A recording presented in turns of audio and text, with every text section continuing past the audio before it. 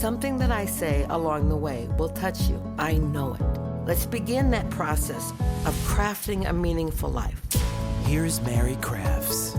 Welcome back to Crafting a Meaningful Life. I get to be your host.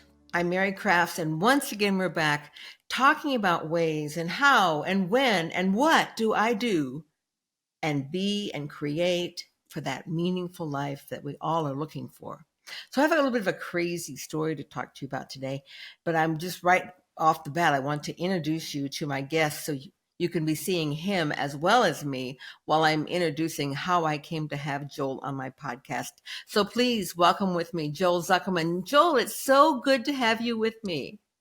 Thank you, Mary. It's great to see you, and I appreciate the invitation to come on your podcast. I'm very grateful.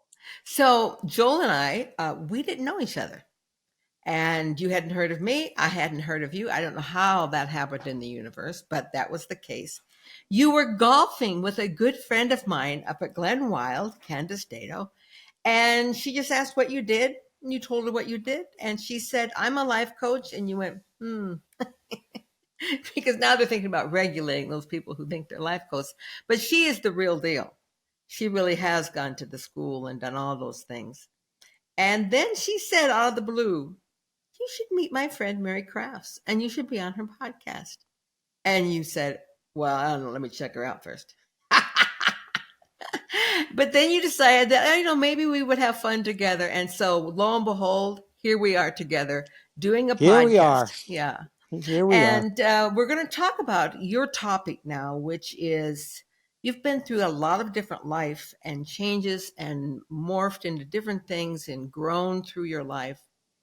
But now you've settled on something that you know is your vision for life, and that is gratitude. That is true. I guess you get to a certain age. I know you can appreciate this. Yes, I can. I'm going to say this is very likely my last act. Yeah. This is the culmination. This is it. I love that because I feel like I'm at that point now also. I feel like whatever my vision is now, that I've created a mission around that of the hows and the what and those things. Mm-hmm. But before you came to this last juncture of your life, this is the piece that I think is so interesting. You were some like golf maniac and did 100 shots in a day and traveled the world. 100 holes. That's what it is. 100 holes, not 100 shots, because we all know that 100 holes may take well more than 100 shots. Yeah. I would know that. Any hacker takes 100 shots. Right. 100 shots in 18 holes. I did a feat of endurance and for charity 12 years ago, where you played and walked 100 holes in a day.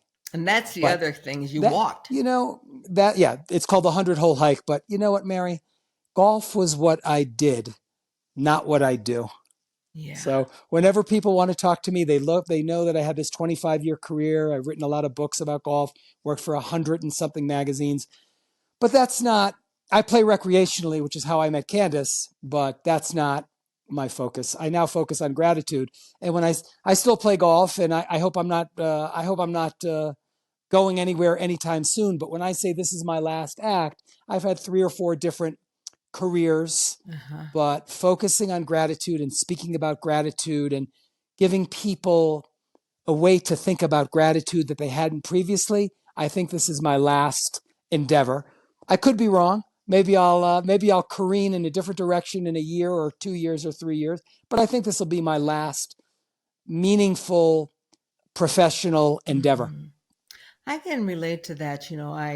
I had a catering career, my own company for 35 years.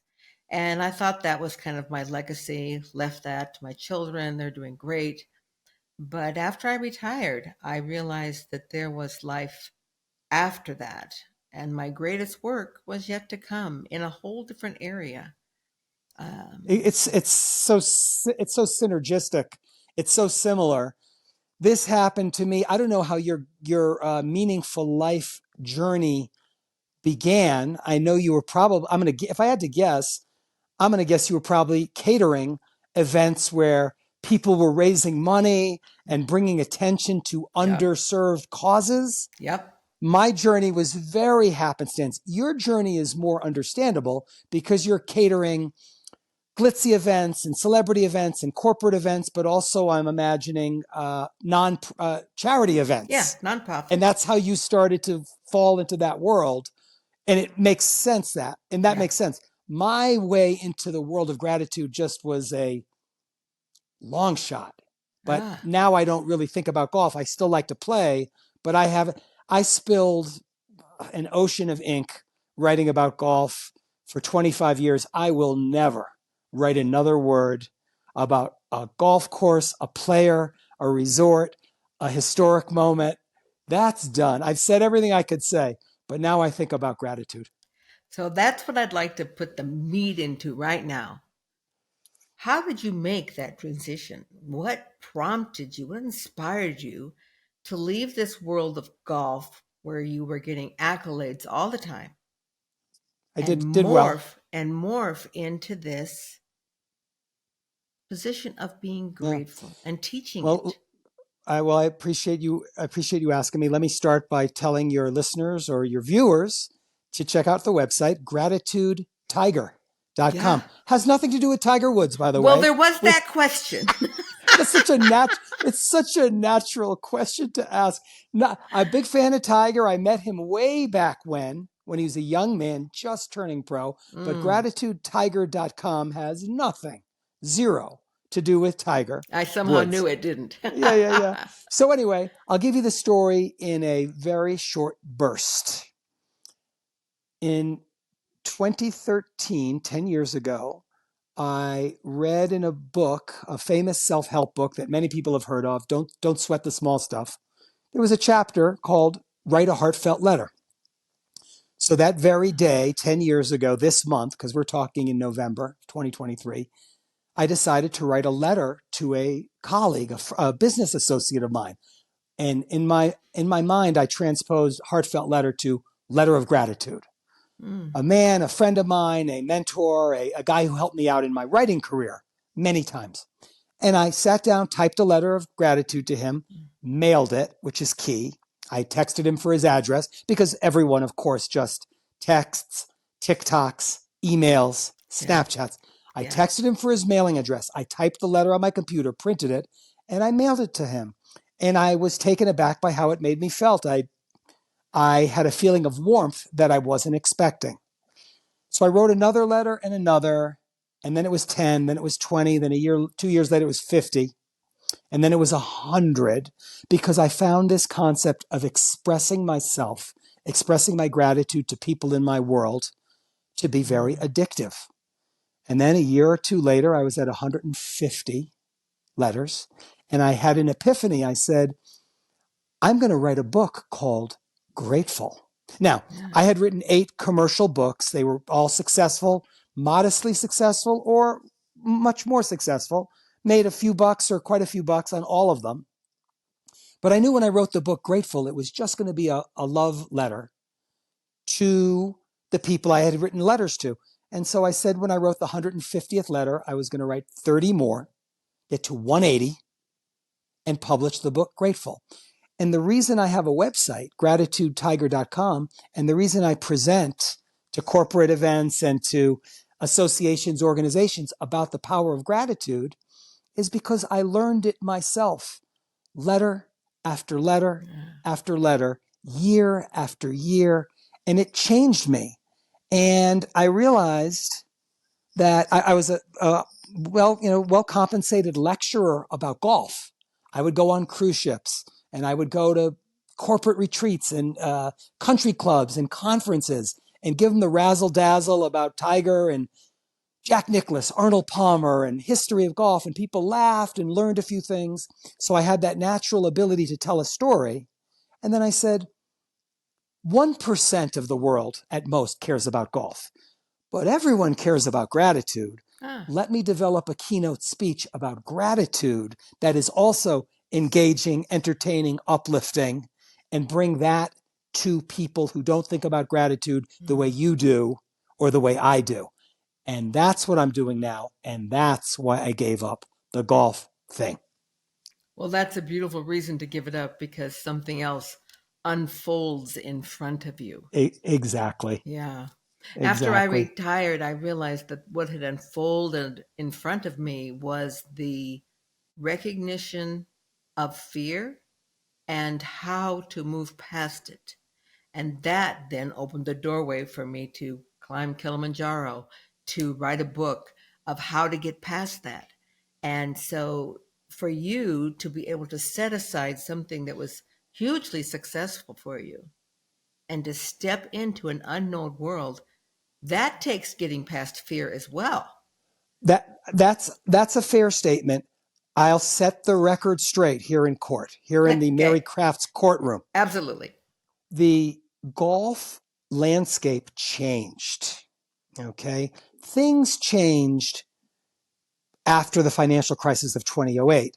And writing books and getting assignments and getting paid the way you got paid pre financial meltdown became much harder. So what I'm trying to say very succinctly, and being succinct is not my strong suit, which is why I became a speaker, is that the golf landscape became harder.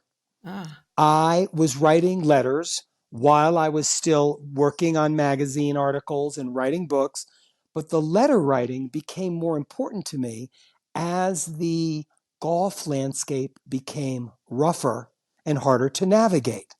So it became harder and less enjoyable to get book contracts and writing assignments from the magazines. I mean, think of your yeah, mailbox. yeah, 10 years ago, think of the magazines that you received in your home. I'm guessing many of those magazines are no longer in business. right. And if they are, they're 1/5 Yeah, as thick as they maybe. were 10 years ago. Like Sports Illustrated, a great Right. example, used to be 52 weeks a year. Then they started publishing every other week. Now I think Sports Illustrated is a monthly. I think that's So right. the landscape for writers became more difficult, Yeah. and I became more enmeshed in gratitude because I've been lucky, like you, to know many people. Many people have helped me. Many people have mentored me. Many people have influenced me. And I'm a very effusive, we've never met, but you can tell just chatting with me, I'm effusive and I'm very gregarious. And a lot of people have had a positive impact on me. And I wrote to them because writing is what I do. My family is a family of writers. Mm. And as the writing of letters of gratitude became more important and the golf landscape diminished, I transitioned into the whole gratitude thing. And then, like I said a minute ago, if I can stand in a cruise ship and lecture about Jack and Tiger and Arnie and Nancy Lopez and Annika Sorenstam and make people laugh and make people think, why can't I do something similarly about gratitude where everyone should be concerned? Maybe not everyone is, but golf has such narrow appeal. But gratitude Yeah. is something that everyone should concern themselves with. So that's what I do. Okay, so now let's talk about actually the gratitude piece. You said that it's something that everyone can be concerned about, and Yes. that makes it a universal appealing topic. So let's talk Yes. about, what do you see gratitude as? How do you come by it? And All what do you right. do with it? Okay. I'm going to make it simple. Okay. There's two types. And by the way, I'm self taught. I'm self taught. I'm not a PhD. I'm not a behavioral psychologist. I am a gratitude authority for one reason, Mary. I've written 225 letters, and I've Wow. learned this brick by brick, letter by letter, like a mason. I'm a gratitude mason. I laid the, I just made that up. I But laid I those love it. bricks.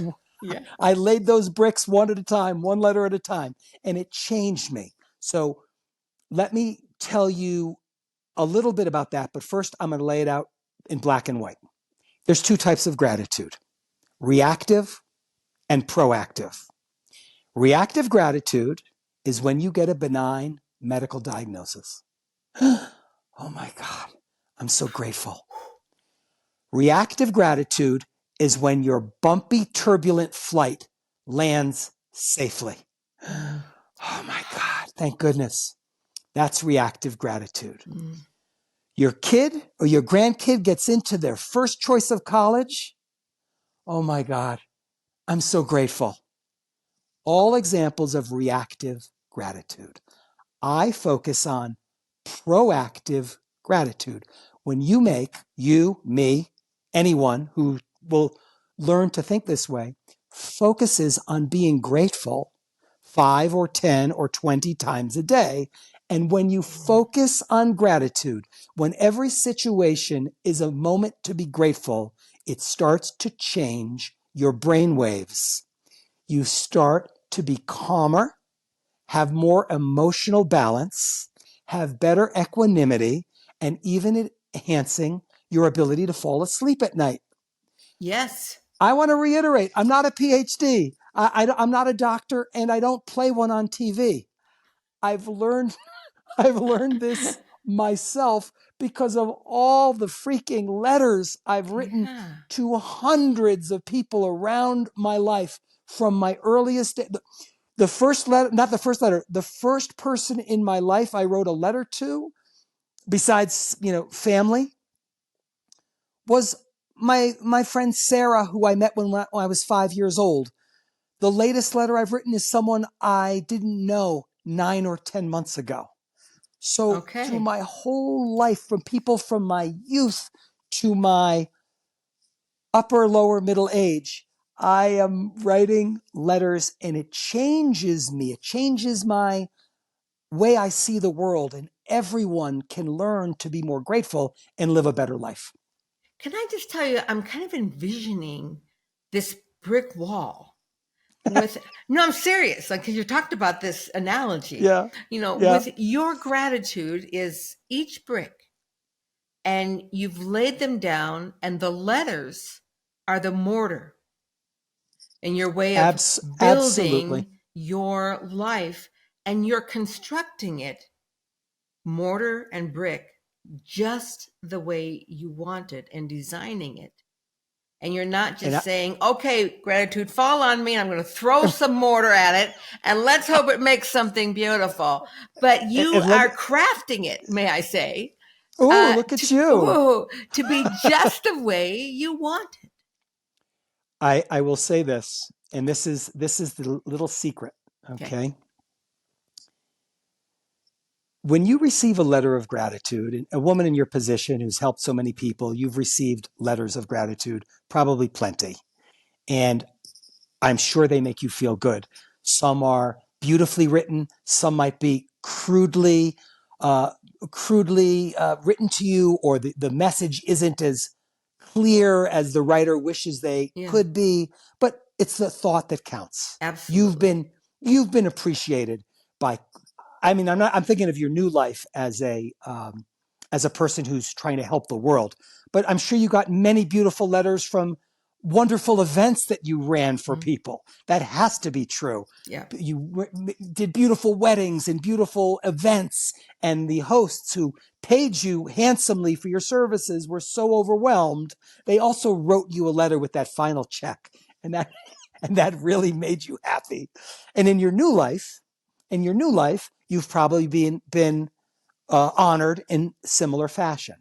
You have to, because of all you do. Yeah. So whenever you receive, I'm going to guess because we've never met, we've never been in each other's company.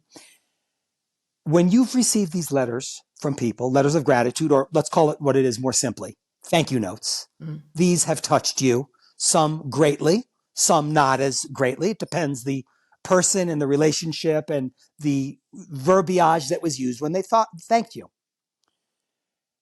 Everyone I've written a letter to, 225 individuals, I assume, has appreciated my letter. I'm assuming, maybe I'm wrong, but I doubt it, that scores, if not hundreds of the letters that I've written have been saved. I don't Yes. know this for a fact. I'm not snooping around people's homes, but this is what I like to think, even if it's not true. But I don't write the letters for them. Yeah. I write the letters for myself. Yeah. The fact that they might be blown away, the fact that it might bring them tears or tears of laughter or thoughts of reminiscence of our past, that's Secondary, I write the letters for myself. And if they enjoy it, that's collateral. I shouldn't say damage. That's collateral joy. Yeah. That's my secret. I write letters of gratitude for myself. And if you, the recipient, if it makes your day or makes your week, that's great. But I write because it makes me feel good. And that's the secret. And there's a little piece there that I think I'd like to open the box of and explore for just a minute, because I know you've had thoughts on this. And that is that there are people who write letters and write an abundance of letters as a pat on the back to say, yeah, I send a lot of thank you letters. Did you get my thank you letter? Did you like it? You know, and in It's a fine line. reality, you're not writing them for you, and you're not writing them for them. You're writing them for your ego so that you can be Mr. Thank You Letter Writer or whatever it is. Yeah. But you're not living there. When you say you're writing them for you, you mean here, because it brings you to the awareness of the life you've lived and are living. You're 100% right. And I've come to that knowledge in a hard way. And I'm not going to get into that, but the point of this story is I've got hundreds of letters out the door. Many people, many have thanked me. Many I've never heard from. Okay. Now I don't write letters for you to write me a letter. Thank you for your thank you note. Oh, well, thank you for your thank you note. Okay. I write a letter, and I got such a great solution. If you don't hear from someone that you expect to hear from, someone said to me in a presentation I did in the Q&A afterwards, how do you know the letters were received? I'm like, oh my God, what if they never got it? And here I am angry that I never heard from them. And a friend said, just spend the extra $1 and do what do you call return receipt requested, so you know the letter got delivered. Because think about it. If I've written 225 letters, the post office isn't infallible. Right? A couple of them might not have gotten to their location, but I digress. Point being, over time, as I've matured or become more enmeshed in gratitude, I don't need to hear from someone. I don't need someone to call me or text me or, God forbid, write me back. Just the act of writing the letter is the reward. And by the way, I want to tell you an anecdote that I use when I speak to corporate groups. This is one of my favorite stories. So let me reiterate what I just said. I've written 225 letters and I've heard back from, 150 people. So many people have not acknowledged the letter. But just because you write a letter and you don't hear from the person you wrote to doesn't mean it didn't have profound effect on them. Yeah. And here's the story. Years ago, my wife's best friend went through a horrible divorce. She's a woman our age, 30+ year marriage. Husband shockingly left her for a younger woman. And my wife's friend, who is obviously a friend of mine, I've known her for 40 years, maintained her stoic demeanor, kept earning a living, kept the family afloat, did not drag her former spouse through the mud. And I wrote her a letter of gratitude. She never said a word to me. But at one point to my wife, she said something, an expression I've never heard before and I've never heard since. And what she said was, Joel's letter took my knees out from under me. So don't expect a call. Don't expect a singing telegram. Don't expect a bouquet.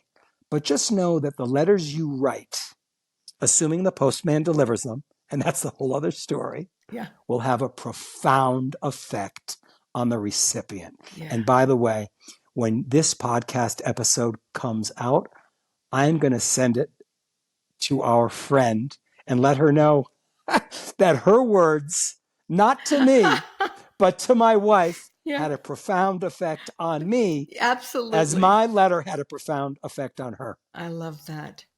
As I have journeyed through my life and I did this process of recognizing, releasing, and replacing fear in my life, one of the pieces that I learned was that fear could not exist in the presence of gratitude.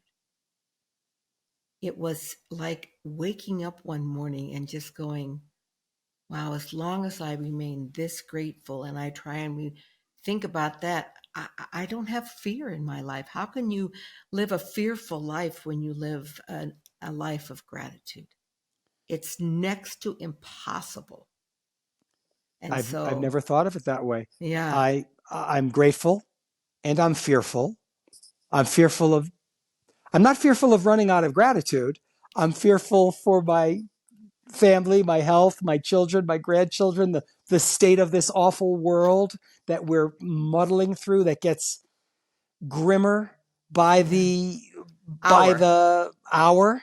Yeah. But it's a great point that you make. How can you be fearful when you're also grateful? I'm gonna have to ponder on that. And what I've discovered is that you can have both emotions in your body, right? But you can't have them at the exact same moment.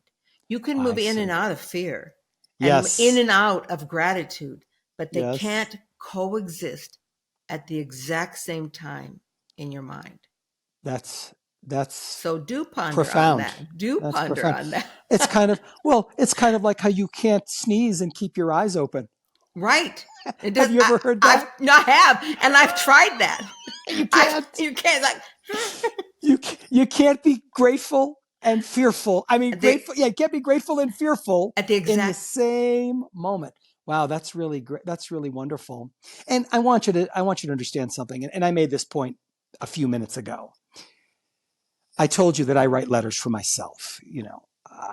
I have an ability to write because I've been a professional writer for many, many years. And it comes easier to me than it comes to someone who's not a professional writer. But I don't write letters. Of course, I write letters for the person I'm writing to. I also write them for myself. I don't expect to be called back. I don't try to leave the ego out of it. Yeah. But just because I have this track record of showing and expressing gratitude doesn't mean that I'm not edgy. Yeah. And difficult. Yep. There are people who listen to this podcast and go, who does this guy think he is? Nelson Mandela?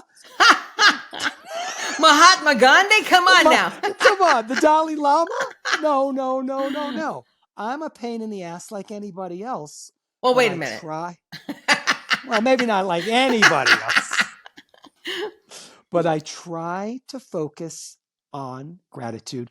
And one of the keys and one of the things I speak about when a corporate group asks me to come speak is that any given day, any situation you're in, any given moment, you can find gratitude. I'm talking to you. You're an iconic figure in Salt Lake City. You've been around the block many, many times and have a lot of great experiences and relationships. I'm grateful to have the chance to talk to you. Right. And when we're done talking in 10 minutes or whenever that ends, the next thing I do on my agenda, I'm going to be grateful to go to the gym or to have my lunch. And all day, I'm trying to turn my mind on to being grateful. And of course, my secret is the letters. But all day, I try to find gratitude in the experience that I'm having. And it has a calming, relaxing effect on the nervous system. And it's changed me. Yeah. And when I go to speak to groups, that's the message that I try to bring to them in a very proactive, actionable, and enriching way. My day's crappy like everyone else's. We all battle every hour of the day, but I try to wash everything in a gratitude primer, in a gratitude paint. Joel, I would love to talk to you for another 30 minutes. So what I'd like to do is perhaps invite you back because there's so much more to this topic. I want to know, what are your gratitude practices? Like in the morning, I start my morning meditation And it always ends up with now. What am I doing now? And the thing I walk away with every single morning is I'm so grateful. And so, I mean, I want to know what your gratitude practices are. I want to know the phrases that come up to your brain when you. Anyway, I've got lots more to talk to you about. We'll So talk again. And by the way, would you come back another time? I would love to. And here's another subject we can explore. You and I, and many people we both know, live privileged lives. Might not be capital P, might be lowercase p. What I need to explore further, and we can talk about it when we speak again, how do people who are struggling uphill, pushing the boulder uphill in a way that you and I don't, how do they find gratitude in their lives? And by the way, I don't have an answer for you. I'm glad we're wrapping it up, because if you ask me for an answer right now, I don't know. I got to think about it. But my world and your world, I know you were just in Africa helping, helping poor people. Yeah. But your world and my world are 10% worlds, 20% worlds.